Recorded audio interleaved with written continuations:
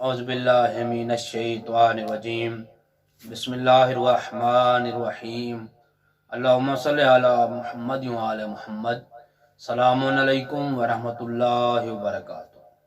سامعین محترم، آج ہم شراب کس طرح وجود میں آئی اس موضوع پر گفتگو کریں گے۔ سامعین محترم، شراب کا پینا اسلام میں حرام ہے اور باقی ادیان میں بھی شراب کو کبھی شمار کیا گیا ہے۔ سامعین محترم، علامہ مجلسی حضرت امام جعفر صادق علیہ السلام سے نقل کرتے ہیں اللہم صلی علی محمد وعلی محمد کہ خداوند عالم نے حضرت آدم علیہ السلام کے ہمراہ 140 پھل اور میوہ جات جنت سے زمین پر بھیجے۔ عزیزان محترم، حضرت آدم علیہ السلام کا قصہ معروف و مشہور ہے کہ جب اللہ سبحانہ و تعالی نے حضرت آدم علیہ السلام کو جنت میں حکم فرمایا، وہی بھیجی کہ اے آدم اس درخت کے قریب نہ جانا۔ تو سامعین محترم، حضرت آدم علیہ السلام نے ممنوع درخت کے قریب جا کر اسے کھا لیا، جو حضرت آدم علیہ السلام سے ترک اولا ہوا۔ اس ترک اولا کے سبب اللہ سبحانہ و تعالی نے حضرت آدم علیہ السلام کو جنت سے نکال کر زمین پر بھیجا، اور اس چیز کا جو سبب بنا تھا وہ شیطان رجیم تھا۔ ہم نے پچھلی گفتگو میں بیان کیا ہے کہ شیطان نے آدم علیہ السلام کو فریب دینے میں کس کی مدد لی تھی، یعنی ایسا کون سا جانور تھا جس نے حضرت آدم علیہ السلام کو جنت سے نکلواتے وقت شیطان رجیم کی مدد کی اور حضرت آدم علیہ السلام کو فریب دے کر ممنوع درخت کے پاس لے گیا، اور حضرت آدم علیہ السلام نے وہ جو شجرہ ممنوع تھا اس میں سے کھا لیا۔ جب حضرت آدم علیہ السلام نے اس ممنوع درخت سے کھایا تو اللہ سبحانہ و تعالی نے حکم دیا، وہی فرمائی اے آدم جنت سے اتر کر زمین پر چلے جاؤ۔ سامعین محترم، جب حضرت آدم علیہ السلام زمین پر آئے، امام صادق آل محمد فرماتے ہیں کہ حضرت آدم کے ساتھ اللہ سبحانہ و تعالی نے 140 پھل اور میوہ جات جنت سے زمین پر بھیجے، اور سامعین محترم ان میں سے 40 وہ پھل تھے جو مکمل طور پر کھائے جاتے تھے۔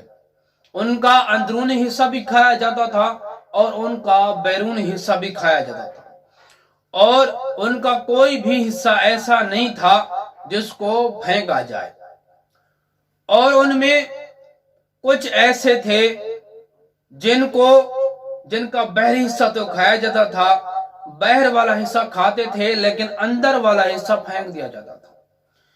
سامعین محترم، جو پہلی قسم تھی، 40 قسم کے جو پہلے پھل تھے جو مکمل طور پر کھائے جاتے تھے، جن کا اندرونی حصہ بھی کھایا جاتا تھا، جن کا بیرونی حصہ بھی کھایا جاتا تھا، ان میں انجیر اور انگور شامل تھے۔ اور جو دوسری قسم تھی، 40 قسم کے کچھ پھل ایسے تھے جن کا ظاہری حصہ پھینک دیا جاتا تھا اور اندرونی حصہ کھایا جاتا تھا، جیسا کہ بادام اور اخروٹ۔ یہ دوسری قسم تھی جن کا اوپر والا حصہ تو پھینک دیا جاتا تھا لیکن اندرونی والا حصہ کھایا جاتا تھا۔ اور سامعین محترم، جبکہ 40 پھل ایسے تھے جن کا اوپر والا حصہ کھایا جاتا اور اندرونی والا حصہ پھینک دیا جاتا تھا، جیسا کہ خوبانی اور آلوچہ۔ عزیزان محترم، اللہ سبحانہ و تعالی نے حضرت آدم علیہ السلام کے ساتھ یہ 3 قسم کے پھل اور میوہ جات بھیجے جن کی یہ اقسام تھیں۔ حضرت آدم علیہ السلام کو جب جنت سے نکالا گیا، جنت سے اللہ سبحانہ و تعالی نے کہا کہ زمین پر اتر جاؤ، تو اس وقت یہ مختلف اقسام کے پھل اللہ سبحانہ و تعالی نے حضرت آدم علیہ السلام کے ساتھ بھیجے۔ اور سامعین محترم، جب حضرت آدم علیہ السلام जिस फल की टहनी को तोड़ने का इरादा करते तो पहले खुदावंद मुताल का नाम लेते। जैसे ही हजरत आदम अलैहिस्सलाम खुदावंद मुताल का नाम लेते वो टहनी सरसब्ज व शादाब हो जाती, और सरसब्ज व शादाब के साथ साथ वो टहनी फल भी देने लगती थी।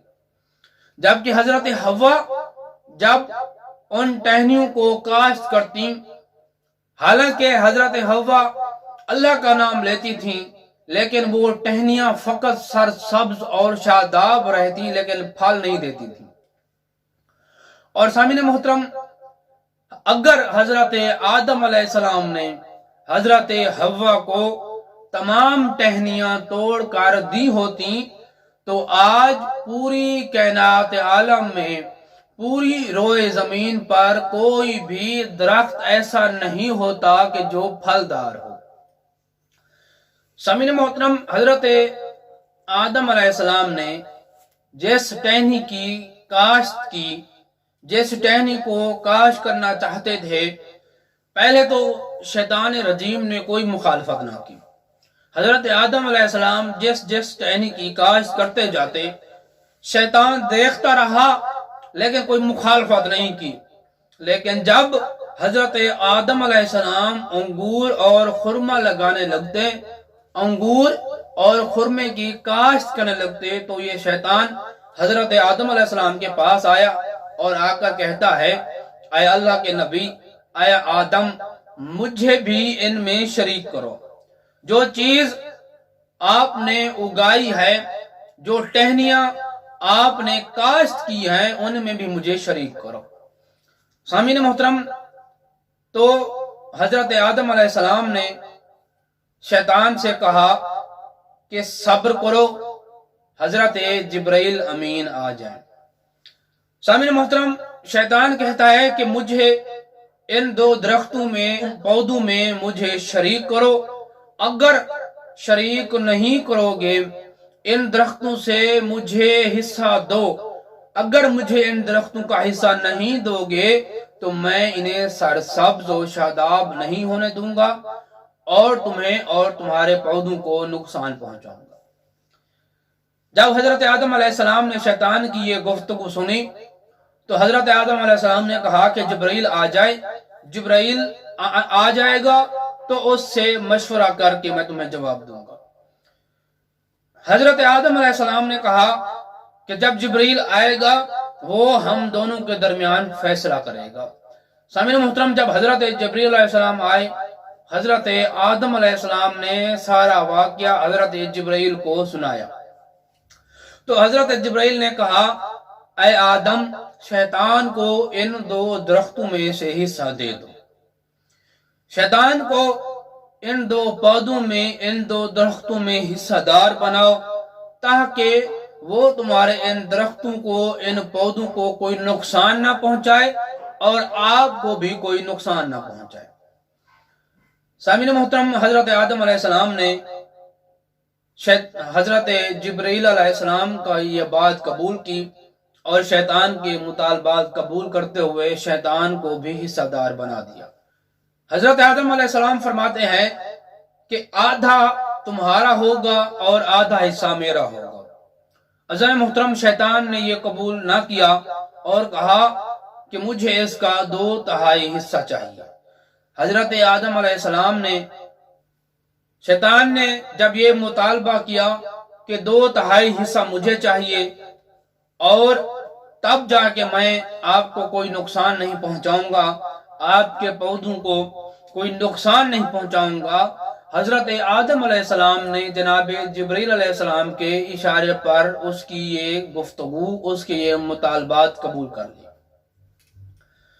और सामीन मोहतरम, खुदावंद मुताल ने उस दिन से हुक्म फरमाया कि अगर अंगूर या खुरमा के पानी को उबाल आ जाए तो जब तक उसका 2/3 हिस्सा जायो ना हो जाए वो इब्लीस का हिस्सा है, उसका पीना हलाल नहीं है, इसलिए कि निजासत का हुक्म रखता होगा और वो शराब कहलाएगा। और सामीन मोहतरम, क्योंकि जब शैतान को اس کا 2/3 حصہ مل گیا۔ جب اس کے مطالبات پورے ہو گئے، حضرت آدم علیہ السلام نے شیطان کو ان درختوں میں حصہ دار بنا دیا۔ تو شیطان کو جب یہ چیزیں مہیا کی گئیں، اس کے پودے، اس کے درخت اس کے حصہ میں آ گئے، تو شیطان ملعون نے ان پودوں میں، ان درختوں میں پیشاب کر دیا۔ سامعین محترم، جب شیطان حصہ دار بن گیا، حصہ دار بننے کے بعد اس نے اپنے پودوں میں پیشاب کر دیا، اور یہ عمل کرنے کے بعد وہ چلا گیا۔ اور عزیزان محترم، اسی طرح جب انگور کے پانی کو شراب بناتی ہیں تو وہ بدبودار اور بدمزہ ہو جاتی ہے۔ بدبودار اور بدمزہ اس لیے ہوتی ہے کیونکہ شیطان کا پیشاب اس میں ہوتا ہے۔ اور سامعین محترم، صاحب کتاب لکھتے ہیں کہ شراب کا حرام ہونا صرف اور صرف اس امت کے لیے نہیں ہے، بلکہ پچھلے ادیان میں شراب حرام رہی ہے اور قیامت تک حرام رہے گی۔ سامعین محترم، یہ تھا مختصر واقعہ قصہ شراب کے وجود کے بارے میں کہ شراب کس طرح وجود میں آئی۔ شراب کا وجود میں آنا اور شیطان کا یہ عمل کرنا، اور جب شراب بنتی ہے تو وہ بدبودار اور بدمزہ ہو جاتی ہے، کیونکہ بدبودار اور بدمزہ اس لیے ہوتی ہے کہ شیطان رجیم نے اس میں پیشاب کیا تھا۔ سامعین محترم، دعا ہے اللہ آل محمد کے صدقے ہمارے اور ہمارے والدین کے صغیرہ کبیرہ گناہ معاف فرمائے۔ جتنے بھی مومن و مومنات اس جہان فانی سے کوچ کر گئے ہیں، مالک ان کو کربت و جنت نصیب فرمائے۔ ہمیں شیطان رجیم سے امان عطا فرمائے۔ جو بیمار ہیں انہیں شفاء کاملہ عاجلہ عطا فرمائے۔ جتنے بھی مومن و مومنات تنگ دست ہیں ان کی تنگ دستیاں دور فرمائے۔ جو بیمار ہیں اللہ آل محمد کے صدقے انہیں شفاء کاملہ عاجلہ عطا فرمائے۔ سب سے پہلی، سب سے آخری اور سب سے بڑی دعا ہے اللہ آل محمد کے صدقے یوسف زہرا کے ظہور میں تعجیل عطا فرمائے۔ اللہم صلی علی محمد و آل محمد وعجل فرجہ قیم آل محمد۔